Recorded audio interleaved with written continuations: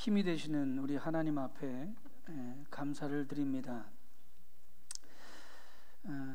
저희가 이제 이 레위기를 계속해서 보고 있는데 이제 벌써 이제 15번째 이야기로 들어갑니다. 이제 레위기 전체를 보면 거의 이제 전반부를 끝나는 주간이고, 이제 다음 주에는 좀 더 이제 그 레위기의 중심부에 대한 이야기를 16장과 17장에 대해서 이야기할 겁니다. 지난주에 미리 말씀드렸던 것처럼 이 레위기 11장서부터 15장까지는 참 다루기가 난해한 성경이에요. 왜냐하면 이 레위기 11장서부터 15장까지에 나와 있는 말씀은 아주 지극히 이스라엘 백성, 이스라엘 사람들이 살았던 그 당시의 배경을 가지고 하시는 말씀이기 때문에 우리가 굉장히 이것을 이해하고 하나님의 말씀으로 풀어가기가 우리가 은혜 받기가 굉장히 힘든 말씀 중에 아마 한 말씀일 겁니다. 레위기 전체를 봐도 그렇고 성경책, 구약 성경 전체를 봐도 그렇고 여러분들 읽어가면서 읽기조차도 좀 낯뜨거운 부분들도 담겨져 있는 것이 이제 이 11장서부터 15장, 특히 12장, 13, 14장은 그나마 괜찮은데 15장 같은 경우에는 굉장히 우리가 읽기 좀 낯뜨거운 정도로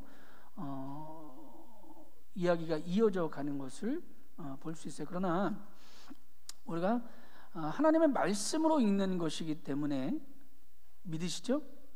여러분과 제가 하나님의 말씀으로 읽는 것이고 또 하나님의 말씀으로 듣고 믿는 것이기 때문에 여러분들이 이 말씀을 그렇게 들을 수 있다면 이 안에도 또한 하나님의 은혜가, 새로운 은혜가 보여질 줄 저는 분명히 믿습니다.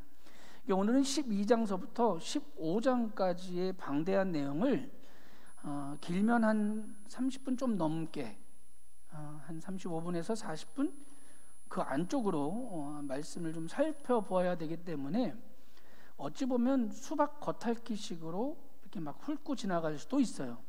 그러나 그 중에 하나님께서 여러분에게 주시는 분명한 은혜가 저는 이 말씀 가운데 임할 줄 믿습니다. 여러분들 스스로 그 말씀이 하나님의 말씀임을 믿고 듣고 은혜 받기를 간절히 바랍니다. 12장은 레위기 12장은 출산이 왜 부정한가에 대한 이야기예요. 출산 자체가 부정하다는 건 아닙니다. 그런데 출산을 하면 왜 부정한 것이 일어나는가에 대한 이야기가 담겨져 있고, 13장과 14장에는 긴 장을 표현해서 피부병에 대한 이야기가 나와요. 근데 우리가 대부분 13장과 14장을 보면서 나병에 대한 것으로만 이해를 하는데 이 13장과 14장 안에는요, 인간이 가질 수 있는, 사람이 가질 수 있는 거의 모든 피부병에 대한 이야기들이 여기에 포함되어져 있어요. 그런 것들을 보면 우리가 얼마나 잘 알 수 있죠. 또 15장은 유출에 대한 이야기예요. 피해 유출과 또 다른 유출에 대한 이야기를 15장에 이야기하고 있어요. 그래서 이제 제가 말씀 중에 좀 하겠지만 12장에 이 출산의 유출과 그 다음에 15장의 유출에 대한 것은 우리가 좀 같이 한 부분으로, 파트로 앞뒤를 이렇게 맞춰서 같이 볼 것이고, 그 중심 안에 있는 13장과 14장의 피부병을 통해서 피부병이 왜 부정하고 그 부정한 것을 어떻게 풀어가야 될 것인가에 대해서 말씀을 보면서 전체적인 12장에서 15장까지의 내용을 이끌어가 보려고 합니다. 먼저 12장 1절로 5절까지의 말씀을 봅니다. 12장 1절에서 5절까지 말씀입니다. 우리 말씀을 여러분도 같이 읽어보시기 바랍니다. 여호와께서 모세에게 말씀하여 이르시되 이스라엘 자손에게 말하여 이르라. 여인이 임신하여 남자를 낳으면 그는 이레 동안 부정하리니 곧 월경할 때와 같이 부정할 것이며 8째 날에는 그 아이의 포피를 벨 것이요 그 여인은 아직 33일을 지내야 사녀리 깨끗하리니 정결하게 되는 기한이 차기 전에는 성물을 만지지도 말며 성소에 들어가지도 말 것이며 여자를 낳으면 그는 2일에 동안 부정하리니 월경할 때와 같을 것이며 사녀리 깨끗하게 되면 66일을 지나야 하리라. 아멘. 이 본문은요, 12장 본문은 출산할 때에 남아를 낳고 혹은 여아를 낳았을 때의 규정이에요. 근데 우리가 좀 이해가 안 가는 부분들이 있죠. 남자를 낳으면 40일이에요. 40일 동안에 이제 7일 동안은 이 출산할 때 같이 피를 내니까 7일 동안은 가정에서 나오지도 못하는 거고 집에서 나오지도 못하는 거고 33일 동안은 성전에 절대 가면 안 돼요. 남아를 낳았을 때입니다. 남자를 낳았을 때입니다. 근데 여자아이를 낳았을 때는 그 규정이 더 길어져요. 14일을 집에 꼬박 있어야 되고요. 그 다음에 66일을 성전에 들어가면 안 돼요. 즉 부정하다라고 말을 하고 있는 거죠.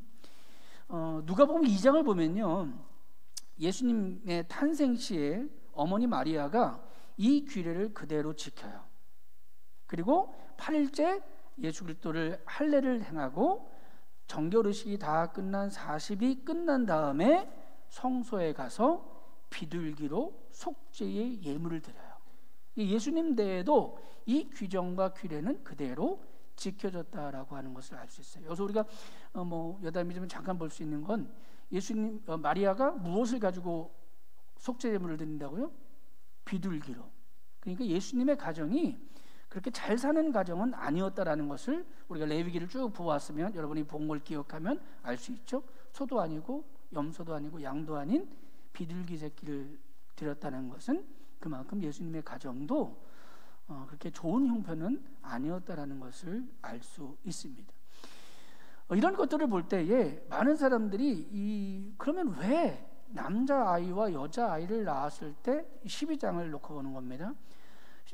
왜 규정을 따로 둘까? 제가 이제 15장의 유출에 대한 이야기도 같이 집어넣어야 되기 때문에 이 이야기를 하는 겁니다. 여러 가지 이야기들을 해요.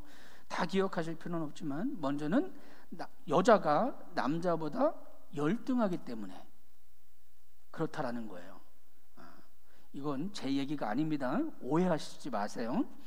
또 두 번째는 남자의 이 배아가 자라는 것보다 여자의 배아가 자라는 것이 더 오래 걸린대요. 이게 맞는 학설인지 틀린 학설인지 잘 몰라요. 그런데 과거에는 이렇게 생각했다라는 겁니다. 또 세 번째는 제가 언젠가 말씀드렸던 것처럼 맥크트라는 의사가 1933년에 발표한 논문에 따르면 여아를 낳았을 때 산모의 산열이 더 많다는 거예요. 이 맥크트라는 교수는 이제 산부인과 의사니까 이것을 조사를 하면서 아마 데이터를 냈던 것 같아요. 그랬기 때문에 그렇다라고 하는 이야기들을 합니다. 네 번째는 여자아이들이 아이를 낳을 때에 고통을 수반하는데 남자아이를 낳을 때보다 여자아이를 낳을 때 여인이 더 고통스러워한대요. 이건 맞는지 안 맞는지 저도 모릅니다. 제가 여자가 아니기 때문에. 그런데 그렇다는 거예요. 그렇기 때문에 고통은 왜 오느냐? 그걸 추론해 보는 거야, 이 사람들이. 고통이 왜 오느냐? 성경에 보니까 고통은 죄 때문에 온다는 거예요. 그래서 고통이 더 길게 오는 이 여자아이를 낳았기 때문에 더 길게 우리들 말로 하면 산후조리를 하는 거다. 성전에 가지 못하게 하는 거다라고 이야기를 해요. 다섯 번째는요, 여자에게는 아주 신비로운 힘이 있대요. 이 힘이 뭐냐면 아이를 잉태하고 낳는 거라는 거예요. 근데 이것도 좀 맞지는 않긴 하지만 왜냐하면 이런 얘기가 나올 수밖에 없었던 이유가 뭘까요? 당시에는 이 아이를 임신하고 아이를 낳고 하는 것에 대한 과학적인 지식이 전혀 없었잖아요. 이 아이를 잉태한다는 것은요, 하늘의 축복인 거예요. 그러니까 오직 인간의 힘으로는 할 수 없고 하늘에 있는 신의 힘으로만 할 수 있다고 생각했던 거예요. 그래서 여자는, 아이를 잉태하는 여자에겐 신비로운 힘이 있기 때문에 그런 것이 이루어졌다. 또 여섯 번째는 이 여자가 이 유출, 생리를 하는데 여자 아이를 낳잖아요. 산모도 여자잖아요.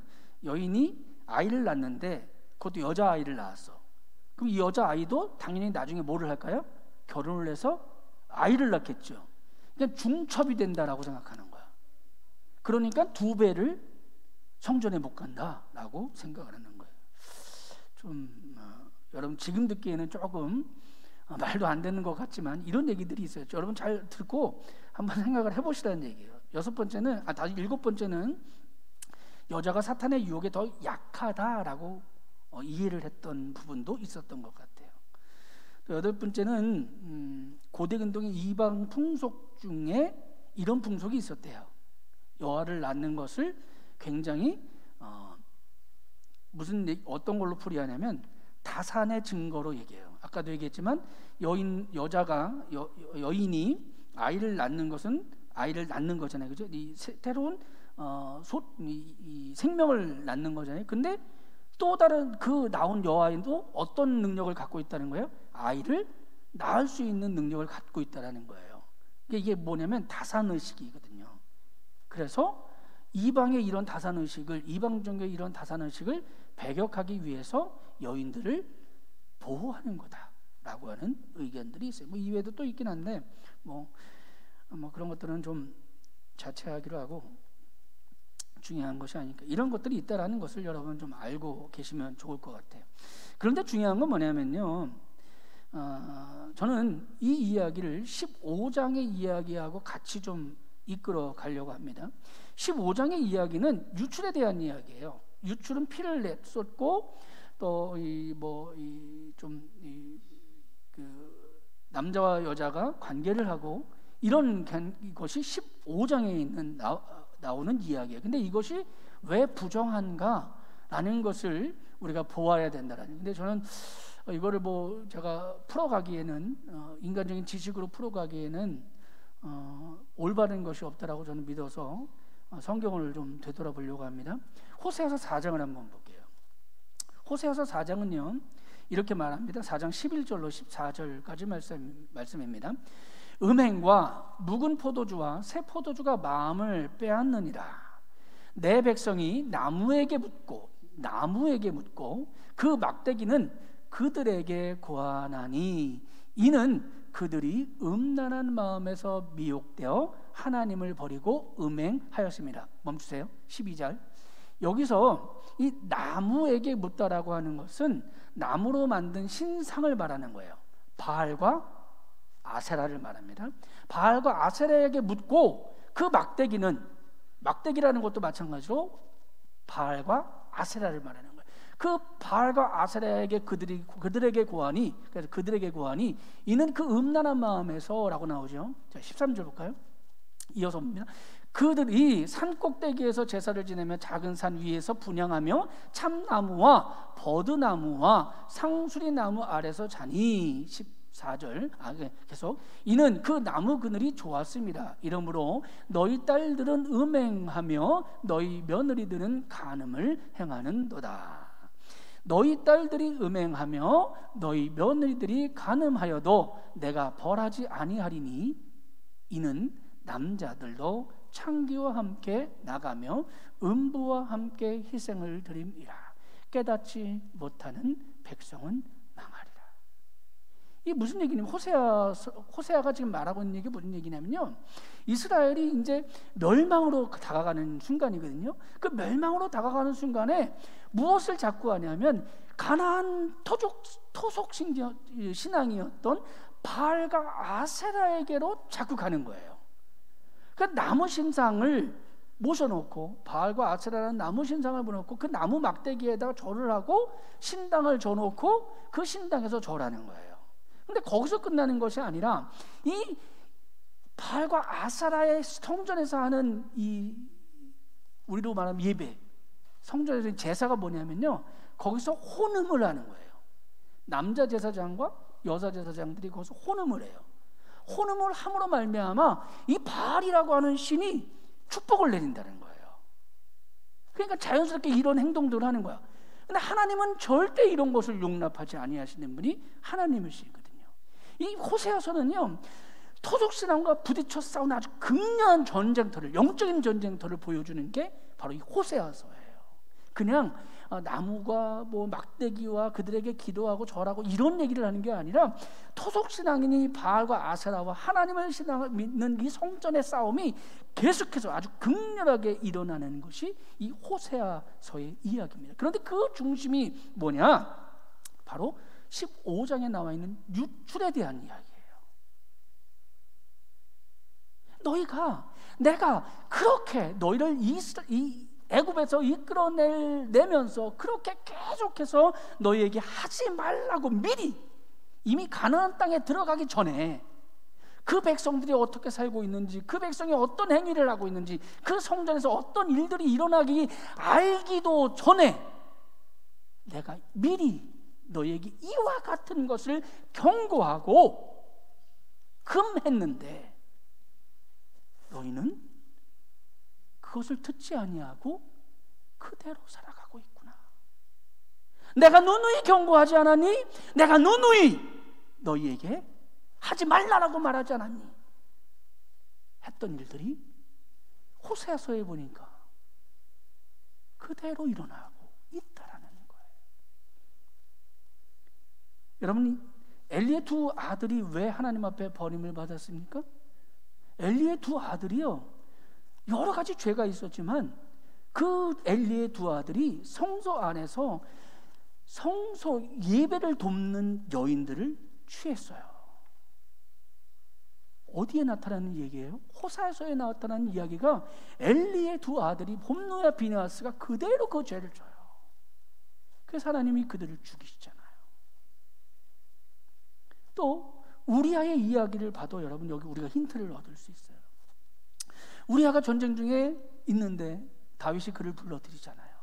불러들여서 자기의 죄를 덮으려고 뭐라고 얘기하냐면 너는 네 아내와 가서 동침을 해 라고 말합니다. 그런데 그때 우리아가 이렇게 말해요. 하나님의 법궤와 나의 상사와 장군들이 정쟁터에서 전쟁을 벌이고 있는데 내가 어찌 내 아내와 동침할 수 있겠습니까? 난 그렇게 할 수 없습니다. 이게 우리아의 고백이에요. 근데 다윗은 그것을 하라는 거고요.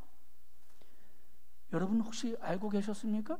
이 우리아가 이방 사람이라는 것을. 여러분, 우리아는 헷 사람이에요. 이방 족속이에요. 그런데도 불구하고 다윗보다도 더 신앙이 좋은 고백을 해요. 그래서 우리가 우리아를 지금도 여러분과 제가 기억하는 거예요. 이방 사람임에도 불구하고. 지금부터 우리가 시대를 조금만 이제 앞으로 좀 당겨서 한 50년대, 60년대 이제 유출에 대한 이야기를 이어가는 겁니다. 당겨봐도 여러분 이 여인들의 생리가 절대로 규칙적이지 않았대요. 지금은 우리의 시대는 굉장히 영양 섭취도 좋고 삶의 풍경도 좋고 의학도 발달했기 때문에 어느 정도 규칙적으로 이 월경을 하는데 한 50년대, 60년대만 해도 그것이 규칙적인 사람이 많지 않았다는 거예요. 왜냐하면 영양 섭취가 불규칙했고 좋지 않았기 때문에. 여러분 그 이야기를 여러분 한번 기억하시고 이 이야기를 이제 이 말씀이 쓰여질 당시로 쭉 당겨가 보세요. 그럼 그 당시는 어땠을까? 아마 그냥 간단히 생각해도 잠깐만 생각해봐도 지금보다도 우리가 알고 있는 50년대, 60년대보다도 더 환경이 좋지 않았을 거예요. 그래서 고대를 연구하는, 고대 근동을 연구하는 학자들의 이야기를 하면, 말에 의하면 그때 당시에는 여인들의 결혼식 정년기도 쭉 내려간대요. 지금 한 30대 정도 가야지 결혼을 하잖아요. 근데 지금의 반 정도 이하로 내려갑니다. 그리고 이 아이를 낳는, 이 생리라고 한다는 것이 아이를 낳을 준비를 하는 거잖아요. 그래서 생리가 끝나면 배란기가 되어지고, 그것이 쭉 내려간다는 거예요. 그래서 생리를 시작하기 전에 결혼을 시킨대요. 이 이야기는 뭐냐면요, 여러분, 유출에 대한 이야기가, 우리가 생각하는 유출에 대한 이야기가 단순히 어떤 아이를 낳고 아이를 키우고 피를 쏟는 것이 죄다라고 하는 것을 말씀하시는 것이 아니라는 거예요. 그럼 뭐가 이스라엘 백성에게 하나님이 하시고 싶은 말씀이냐면 바로 앞에 드렸던 호세아서에 표현되었던 그 이야기. 내가 너희에게 하지 말라고 한 것들이 지금 너희가 행하고 있기 때문에 그래. 너희들이 들어가기 전에서부터 내가 계속 말하지 않았니? 하지 말라고. 그런데 너희가 행하고 있는 거야.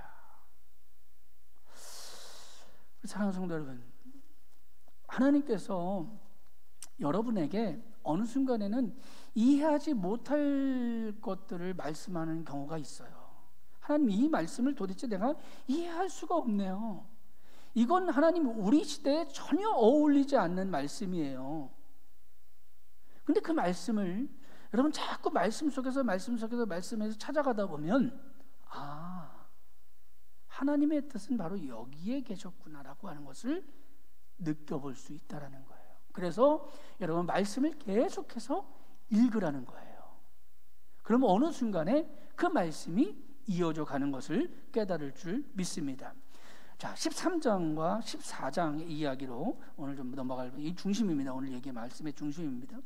성경은 13장에서 14장 이 피부병에 대한 이야기인데, 피부병을 7가지로 나눠요. 먼저는 13장 1절로 2절까지의 말씀에는 뾰루지와 색점에 대한 이야기를 나누고, 두 번째는 13장 9절에 보면 나병에 대한 이야기를 명확히 하고 있고요. 13장 18절과 19절에 보면 종기가 나는 것도 부정한 것이래요.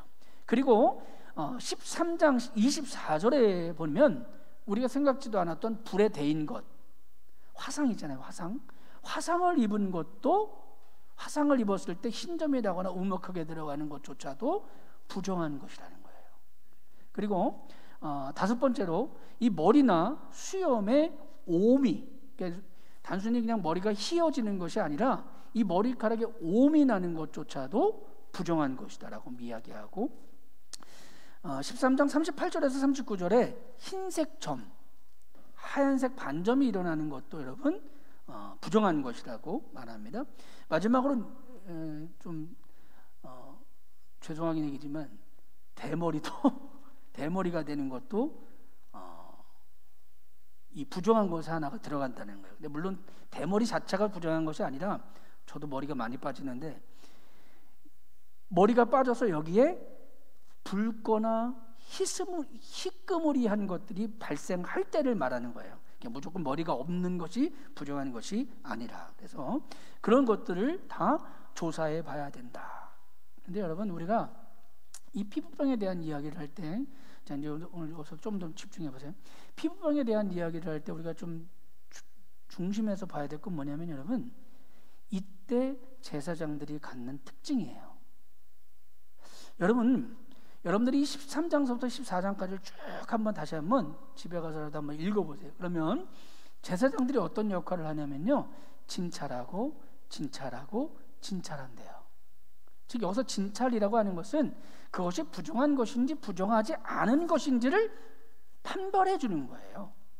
제사장이 하는 역할은 딱 거기까지예요. 그리고 그들이 진영 바깥에 쫓겨났다가 그것을 고침받고 되돌아왔을 때에 그것을 보고 깨끗해졌다라고 판별해 주는 것까지가 제사장의 역할이에요. 제사장이 이때 당시에는 치유자의 역할은 감당하지 않았다는 거죠. 자, 그런데 이것이 어느 순간서부터 바뀌어집니까? 예수께서 이 땅에 오실 때부터 바뀌는 거예요. 만군의 왕이요 대제사장으로 오신 예수께서 이 땅에 오셔서 진단하실 뿐만이 아니라 어떻게 해요? 치유까지도 하시는 거예요. 그래서 우리는 진단만 받고, 오늘 제가 본문의 소제목을 다시 진영 안으로 라고 제가 지켰는데, 우리가 진영 바깥, 우리가 부정하다라고 하면 진영 바깥으로 쫓겨나는데, 쫓겨나는 것으로 끝나는 거예요, 과거라면. 그런데 예수께서 그 진영 밖으로 쫓겨난 저와 여러분을 다시 진영 안으로, 원래 상태로 회복시켜 주시는 것이 우리 주님이신 줄 믿으시길 바랍니다. 레위기 13장 44절에서 46절, 특히 46절을 한번 볼까요? 46절을 보면 이렇게 말합니다.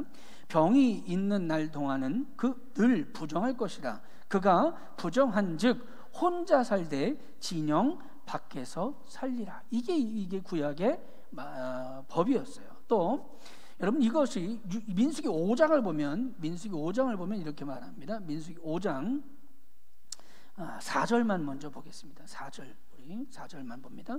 이스라엘 자손이 그 같이 행하여 그들을 진영 밖으로 내보냈으니 곧 여호와께서 모세에게 이르신 대로 이스라엘 자손이 행하였더라. 이스라엘이 진영 밖으로 쫓겨난다라고 하는 것은 부정한 것을 제거해 버린다라는 이야기가 이 안에 담겨져 있는 거예요. 이것은 우리 PPT 한번 정해볼까요? 한 장만 더. 제가 이거를 정리를 해봤는데, 성경은 가장 거룩한 장소가 있고, 그 다음에 거룩한 장소, 그 다음에 정결한 장소, 부정한 장소로 나눠져요. 4가지로 나눠지는데, 장소는 성소로 보면 지성소가 있고요, 성소, 진영 안쪽이 정결한 장소입니다. 그리고 진영 밖으로 나가면 부정한 장소가 되어져요. 동물로 보면 피와 기름은 절대 하나님만 취하시는 거지, 인간은 만져서도 안 되고 먹어서도 안 되는 거예요. 그래서 가장 거룩한 것이 피와 기름이고, 희생 제물 자체는 거룩한 거예요. 그리고 하나님의 백성이 먹는 것들이 있죠. 이런 것들을 정결한 장소에서 먹고, 나머지 것들은 다 진영 바깥으로 내보내서 어떡합니까? 태워 없앱니다. 이게 부정한 장소에서 일어나는 것이고, 사람으로 보면 가장 거룩한 지성소에 들어갈 수 있는 사람은 대제사장만이, 우리가 다음 주에 할 겁니다. 16장과 17장. 대제사장이 어떤 날 1년에 한 번만 들어가요. 그것도.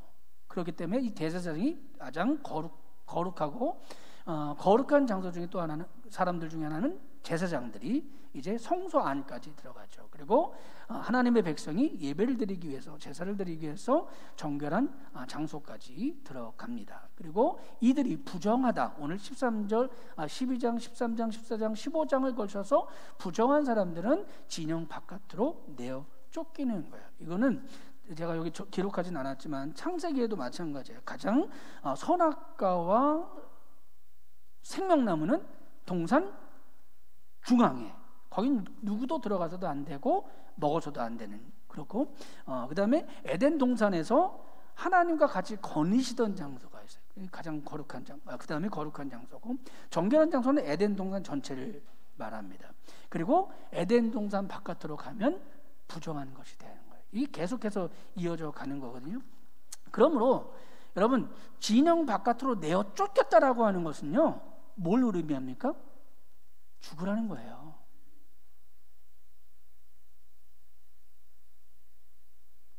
너희들은 거기 가서 죽으라는 거예요.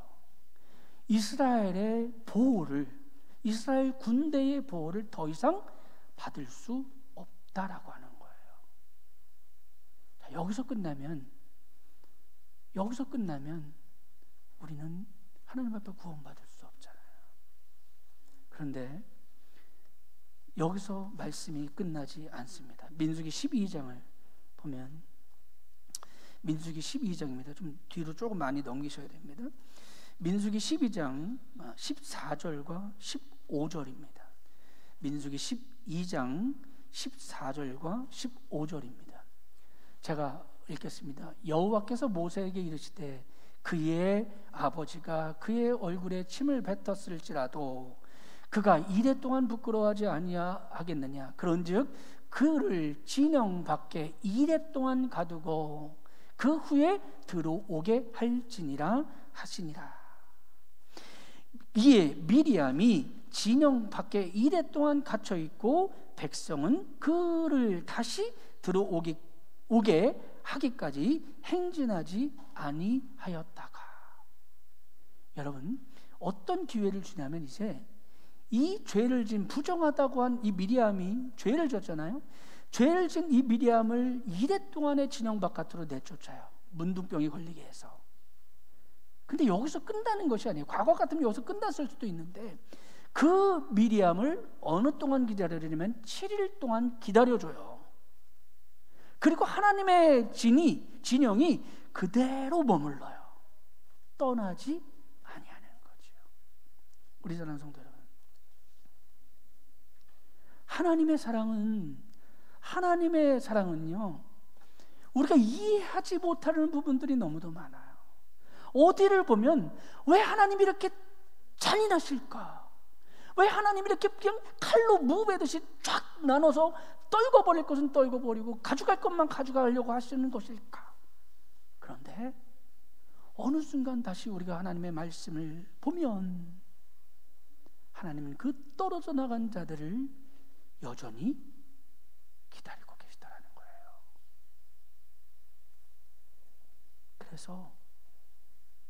그래서 하나님이 그 백성이 다시 진영 안으로 들어올 때까지 기다려주시는 줄 믿으시길 바랍니다. 오늘 우리에게, 저와 여러분에게도 이와 같은 기다림이 있는 거예요. 그런데 우리가 내 몸에 난 피부병만을 치유하는 것이 아니라, 레위기는 14장 마지막에 보면 무엇까지도 이야기하냐면 몸에 난 것뿐만이 아니라 너희 옷에 난 반점도, 이 옷에 난 부정한 것들도 다 치유함을 받아야 돼. 이 옷이 더 이상 치유할 수 없다면 차라리 불태워버려. 여기서 끝나지도 않아요. 아직 이스라엘 백성에겐 집이 없는 상태예요, 여러분. 이 말씀이 쓰여질 당시에는 왜? 이동을 해야 될 상태니까요. 그러면 지금 뒤에 집에 대한 이야기가 나오는데 이걸 어디에 얘기합니까? 가나안 땅에 정착 이후에 얘기를 하는 거예요. 이미 그 정착도 하지 않은 그때에 너희가 살고 있는 집에, 벽에, 흙벽에 부정한 반점이 일어나거든. 일어나지도 않은 천으로 만든 집에 살고 있던 이스라엘 백성에게 아직 일어나지도 않은, 받지도 않은 그 집에 있거든. 일부를 도려내서도 안 되면 그 집을 차라리 헐어버려라. 그리고 그것을 진영 바깥에 갖다 버려 라고 말씀하시는 거예요. 여러분, 하나님은 우리에게 기회를 주셨지만 우리가 결단해야 될 것은 어느 순간엔 내가 가볍게 생각하는 옷조차도, 어느 순간엔 내가 도저히 양보할 수 없을 것 같은 내가 살고 있는 집이라고 할지라도 하나님이 부정하다고 하시면 버려서라도 내가 하나님의 정함에 들어갈 수 있는 저와 여러분이 되어지시길 바랍니다. 내 오른손이 범죄하였더라면 내가 내 오른손을 찍어버려서라도, 내가 오른눈이 범죄하였더라면 그 오른눈을 빼어버릴지라도 내가 하나님의 나라에 들어가는 것이 더 나으니라.